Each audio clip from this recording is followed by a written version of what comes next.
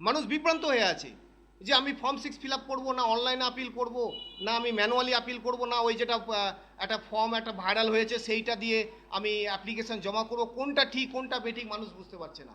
সঠিক গাইডটা দিন। বিগত দিনে দেখা গেছে কিছু পোস্ট এসআর নিয়ে ভাইরাল হয়েছে। আজকে মূলত আপনার কাছে আসা যে এই যে এসআর যে যাদের ডিলিট হয়ে গেছে, যারা আপনার বিচারাধীন অবস্থায় আছে, আহ, সেই ব্যাপারে একটু কথা বলবো আপনার সঙ্গে। স্যার, একটা জানা যে ফর্ম 6 কেউ কিছু কিছু ফিল আপ করছে, বা সোশ্যাল মিডিয়ায় কিছু ফর্ম আসছে সেটা থেকেও কিছু কেউ ফিল আপ করছে, বা রাজনৈতিক নেতাদের কথা শুনে কিছু মানুষ ফিল আপ করে জমা দিচ্ছে। এই ব্যাপারে মূলত আপনার কাছে জানার সঠিক দিশা কি দেখাবেন আপনি? বিষয় হচ্ছে যে আমি দেখলাম কিছুদিন ধরে সোশ্যাল মিডিয়ায় একটা ফর্ম পাওয়া যাচ্ছে আপিল বলে, সবাই এটাকে ডাউনলোড করে ফিল আপ করে ডিএম অফিসে জমা দিচ্ছে। একটা অ্যাপ্লিকেশন মতো দেখলাম রয়েছে। আর কিছু না হোক, এই অ্যাপ্লিকেশনটা কিন্তু আপিল নয়, এটা একটা সিম্পল অ্যাপ্লিকেশন। অ্যাপ্লিকেশন যে কেউ গিয়ে জমা দিতে পারে, কিন্তু আইন কি বলছে? আইনে বলা হয়েছে আপিল, যার নাম ডিলিট হবে তাকে আপিল করতে বলা হয়েছে। আপিলের প্রভিশনটা দেওয়া হয়েছে রুল 23-তে, যেটা section 24 of the representation of peoples act. আর রুল হচ্ছে দি ইলেকট্রস রেজিস্ট্রেশন রুলস 1960। তো এই রুলে যদিও বা কোনো প্রেসক্রাইব ফরম্যাট নয়, কিন্তু যে কোনো একটা আপিল করতে গেলে তার একটা বিশেষ পরিকাঠামো থাকে। তো এই যে সোশ্যাল মিডিয়ায় যে ভাইরাল হচ্ছে, এটাতে মানুষ বিভ্রান্ত হচ্ছে, নানা জনা নানা কথা বলছে এবং সেটাকে ফিল আপ করছে। মানুষ দিশেহারা, কারণ তাকে তার ভোটাধিকারটাকে বাঁচাতে হবে, সে তারা মরিয়া হয়ে উঠছে, যে যা বলছে তাই শুনছে। অনেকে শুনছি রাজনীতি দলের বাড়িতে বাড়িতে গিয়ে ওই ফর্মটাকে দিচ্ছে যেটা ফিল আপ করে। অনেকে আবার এই 5 জনের সাক্ষীর একটা কি, এগুলো কোথা থেকে কারা দিচ্ছে জানি না, হ্যাঁ কোথা থেকে পাচ্ছে জানি না, কিন্তু এটা কারেক্ট ওয়ে নয়।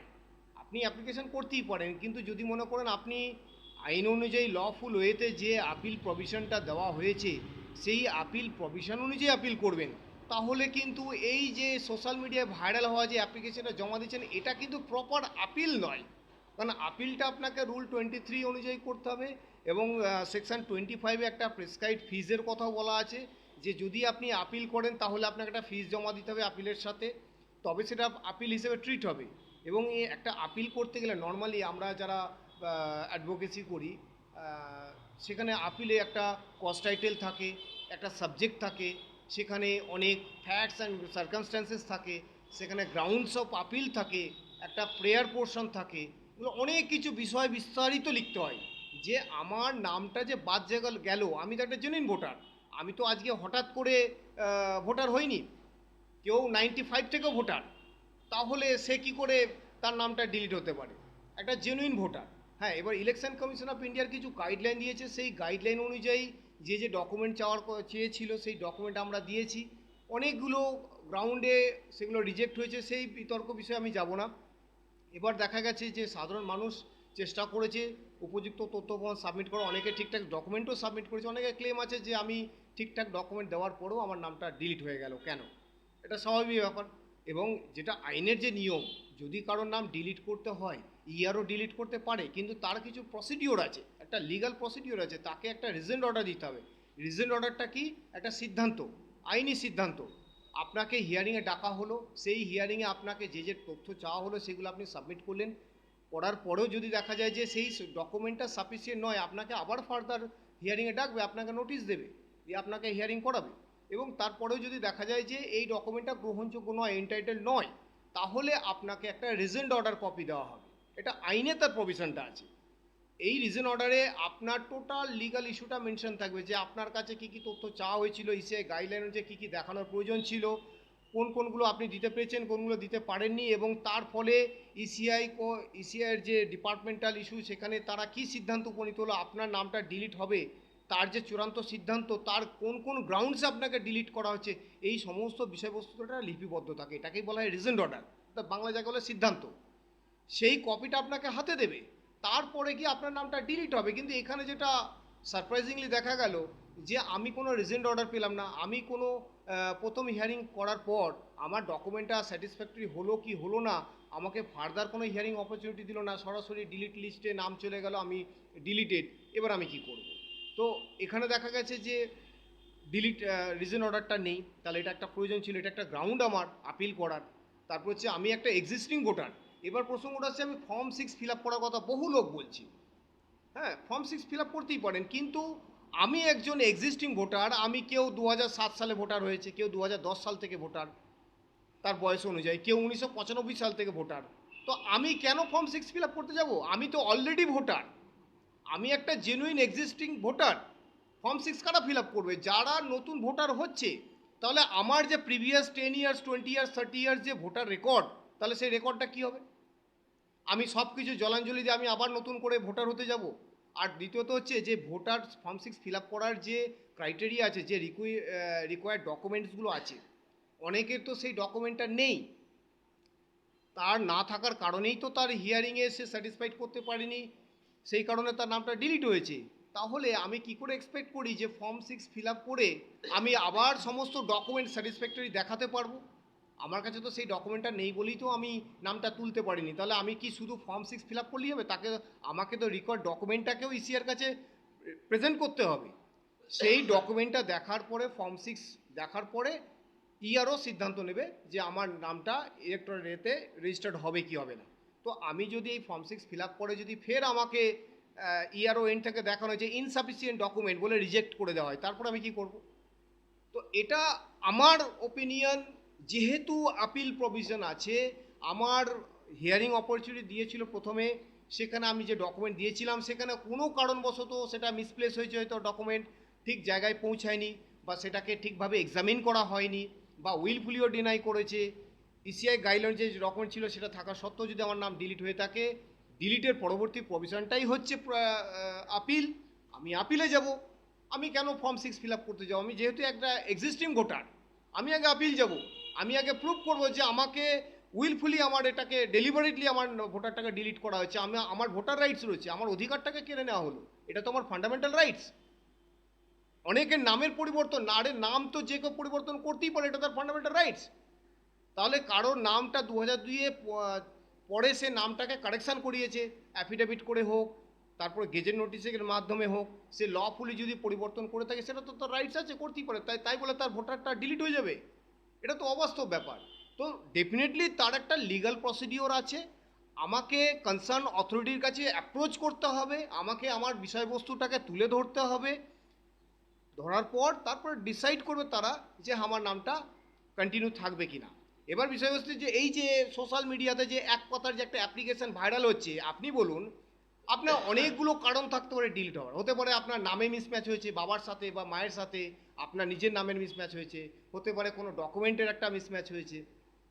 তো আমি ওই অ্যাপ্লিকেশনটা দেখলাম যেটা ভাইরাল হচ্ছে, একটা 2-4 লাইন একটা সিম্পল অ্যাপ্লিকেশন। আপনি বলুন, একটা মানুষের যদি কোনো রোগ হয়, সে যদি ডাক্তারের কাছে গিয়ে ডাক্তারকে তার মনের কথা, তার রোগের কথা খুলে না বলে, ডাক্তার কি করে বুঝবে যে এই রোগীটাকে মেডিকেশনে সারানো যাবে না, ওটা সার্জারি করতে হবে? আপনাকে তো আপনার বিষয়টা খুলে বলতে হবে, কোথা থেকে কিভাবে কখন কি হলো, তবে তো তারা জানতে পারবে যে কীভাবে একে মেডিকেশন করে। ঠিক তেমনি আপনার নামটা যে ডিলিট হয়ে গেল, অনেকগুলো কারণ থাকতে পারে। তাহলে এই জন্যই তো আপিল প্রভিশনটা, আপনাকে প্রত্যেকটা ফ্যাক্টস সার্কামস্ট্যান্সেসে আপনাকে রিলেভেন্ট ডকুমেন্টটাকে মেনশন করে আপনাকে দেখাতে হবে, লেখনির মাধ্যমে তুলে ধরতে হবে যে আপনার নামটা ডিলিট হয়েছে, এটা একটা অন্যায়ভাবে হয়েছে, এটা arbitrary. It should not be excluded, it has to be included. Why my name has been deleted without giving me any prior intimation, without giving me any further hearing opportunity, without giving me any reasoned order? I have to show my all the explanation. That's called the appeal. You have to mention each and every point. তো আমি একটা simple দরখাস্ত করে দিলাম, আর আপনি ভাবলেন যে এটা consider. Definitely election commission of India is a autonomous body, তাদের একটা হিউজ পাওয়ার আছে। কমিশন যদি মনে করে, ডেফিনেটলি আপনার হিয়ারিং করে আপনার নামটা ইনক্লুড করতে পারে। এটা ইলেকশন কমিশন অফ ইন্ডিয়া একটা ব্যাপক পাওয়ার আছে। আর একটা বিষয় হচ্ছে আপিল প্রভিশনটা দেখবেন অনলাইনেও আছে, অনলাইনেও দেওয়া হয়েছে, কিন্তু সেখানেও আমার একটা কোয়েশ্চেন আছে। আমি দেখলাম যে অনলাইনে যে আপিল প্রভিশনটা আছে সেখানে ওয়ার্ড লিমিট দেওয়া আছে 120 ওয়ার্ড। আরে আমার একটা এত বড় সমস্যা, আমার নামটা ডিলিট হয়ে গেল, আমি 120 ওয়ার্ডের মধ্যে আমি পুরো ব্যাপারটাকে তুলে ধরতে পারবো? কখনো সম্ভব? একটা আপিল লিখতে গেলে কমসে কম 5-6 পাতার 10 পাতার লেখা হয় একটা আপিল লেখার জন্য। সেখানে আমি এতগুলো বিষয়টা আমি একটা 120 ওয়ার্ডের মধ্যে কী করে তুলে ধরবো একটা অনলাইন অ্যাপ্লিকেশানে। তার মানে কি হচ্ছে, এটা বোঝা যাচ্ছে যে একরকম আমার অধিকারটাকে ধীরে ধীরে ছোট করে দেওয়া হচ্ছে। আবার আমি সেই একই গল্প ওই 120 ওয়ার্ডের মধ্যে তাহলে আমাকে জিস্ট করে খুব সংক্ষিপ্ত করে ছোট্ট বিষয়টা তুলে ধরতে হবে। তার মানে আমার বিষয়ের ভেতরের যে সমস্যাগুলো, আমার ডকুমেন্টের মিসম্যাচ, আমি কেন জোগাড় করতে পারলাম না, কেন আমার 2002-এ নাম ছিল, অনেকে আছে 95-এ ভোটার ছিল, সে অন্য কোথাও মাইগ্রেন্ট হয়ে গেছে, ওই সময় প্রেজেন্ট ছিল না, 2002 ভোটার লিস্টে নাম নেই, কিন্তু till date he is existing voter. তাহলে আমার 2002-এ নাম নেই বলে আমার নামটা ডিলিট হয়ে, তাহলে আমাকে তো এক্সপ্লেনেশন দিতে হবে, আমাকে আইনের সম্মুখে আসতে হবে, ইলেকশন কমিশনকে আমাকে কনভিন্স করতে হবে যে দেখুন আমার এই সমস্যা ছিল, তারা ডিসাইড করবে। তাহলে আমার যে এতগুলো বক্তব্য সেটা আমি 120 ওয়ার্ডের মধ্যে কী করে লিখবো? ডেফিনেটলি এটা সম্ভব নয়। তার মানে আবার সেই ঘুরে ফিরে একই জায়গায় আসবে, ইনসাফিসিয়েন্ট ডকুমেন্ট বলে রিজেক্ট হতে পারে, তাহলে মানুষ এইভাবেই বারবার ভুক্তভোগী হবে। তো আমাকে তাহলে এটা একদম পরিষ্কার সিস্টেম হচ্ছে যে আপিল, এটা খুব সুন্দর আইন অ্যাপ্লিকেশন, আইনের প্রভিশনটা দেওয়া রয়েছে। এবার অনেকের মনে হতে পারে যা বাবা এই সব কী সব নতুন নতুন নিয়ম বার করেছে, এই আপিল করতে হয় 15 দিনের মধ্যে। আরে না, এটা নতুন কোনো নয়, রুলটা হচ্ছে 1960-তে প্রেসক্রাইব। 1960 সালে এই রুলটা তৈরি, তখন থেকে এই রুলটা চলে আসছে। আজকের দিনে এটা প্রয়োজন হয়ে পড়েছে বলে আমাদের কাছে আমরা জানতে পাচ্ছি, কিন্তু এটা বহু পুরনো একটা রুল। এবার হচ্ছে একটা ডিইও, ডিস্ট্রিক্ট ইলেকশন অফিসার, তার ম্যাজিস্ট্রেট পাওয়ার, আপনি যদি তার কাছে ঠিকঠাক ওয়েতে যদি আপনি অ্যাপ্রোচ করেন, হি ক্যান ডিসাইড, আপনি আবার আপনার ভোটাধিকার ফিরে পেতে পারেন। অবশ্যই আপনি ডিইওর কাছে আপিল করুন 15 দিনের মধ্যে, কিন্তু আপনাকে তো ঠিক ওয়েতে আপনার সমস্যাটাকে তো কারেক্টলি তুলে ধরতে হবে, এবং তার সাথে আপনাকে এভিডেন্টারি ডকুমেন্টও প্রডিউস করতে হবে যে দেখুন স্যার আমার এই সমস্যা হয়েছে এইভাবে। তারপরে হচ্ছে ডিইও ডিসাইড করবে যে না এটা তো সত্যি জেনুইন ভোটার ছিল, হয়তো কোনো কারণবশত ডিলিট হয়ে গেছে, আবার আপনার নামটা ইনক্লুড হতে পারে। তো আমার বক্তব্য যে আমি সঠিক পদ্ধতিতে অ্যাপ্রোচ করব। আজকাল দেখছি সবাই পাণ্ডিত্য দেখাচ্ছে, সোশ্যাল মিডিয়ায় সবাই রিল বানিয়ে ছাড়ছে। আরে যে বক্তব্য রাখছে তার কথাটা শোনার আগে আগে আমাকে এটা দেখতে হবে সে কি ওই ফিল্ডের এক্সপার্ট। একটা রিক্সাওয়ালাও যদি বলে যে ফর্ম 6 ফিল আপ করো, সেটা আমাকে মেনে নিতে হবে। সে কি ফর্ম 6 সম্পর্কে কোনো আইডিয়া আছে, তার কি রুল সম্পর্কে আইডিয়া আছে? অনেক বিএলও দেখছি অনেক রকমভাবে অনেক কথা বলছে।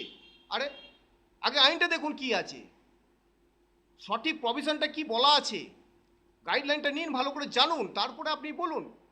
অনেকেই বলছে, মানে এখন হয়েছে কি সবাই ভিউজ পাওয়ার জন্য একটা মানে যা তা একটা ছোট্ট ইনফরমেশন যেই পাচ্ছে সেটাকে একটা এলোবরেট করে একদম তিল থেকে তাল বানিয়ে সোশ্যাল মিডিয়ায় ছেড়ে দিচ্ছে, মানে আইনের কোনো তোয়াক্কা করছেন। আরে যা আপনি যে কথাগুলো অনেকে যারা বলছেন, রিলস বানাচ্ছেন, আপনি ভাবতে পারছেন না যদি আপনি একটা কোনো মিস্টেক করেন, কোনো উল্টোপাল্টা কিছু বলে বসেন, কালকে যদি ইসিআই আপনার এগেনস্টে নোটিশ জারি করে, তারপর আপনার কি হবে? চিরের বাইস ফেল হয়ে যাবে জবাব দিতে দিতে, অত সোজা নয়। সুতরাং যে বক্তব্য যারা রাখছেন এই এসআইআর সংক্রান্ত বা এই ইলেকশন সংক্রান্ত বা এই ভোটার রেজিস্ট্রেশন সংক্রান্ত, আগে আইনটা জানুন, রুলটাকে পড়ুন কি আছে, তারপর এক্সপ্লেনেশন দিন, মানুষকে সঠিক গাইড দিন। মানুষ বিভ্রান্ত হয়ে আছে যে আমি ফর্ম 6 ফিল আপ করবো না অনলাইনে আপিল করব, না আমি ম্যানুয়ালি আপিল করব, না ওই যেটা একটা ফর্ম একটা ভাইরাল হয়েছে সেইটা দিয়ে আমি অ্যাপ্লিকেশন জমা করবো, কোনটা ঠিক কোনটা বেঠিক মানুষ বুঝতে পারছে না। সঠিক গাইডটা দিন, এটাই আমার বলার বক্তব্য। ধন্যবাদ।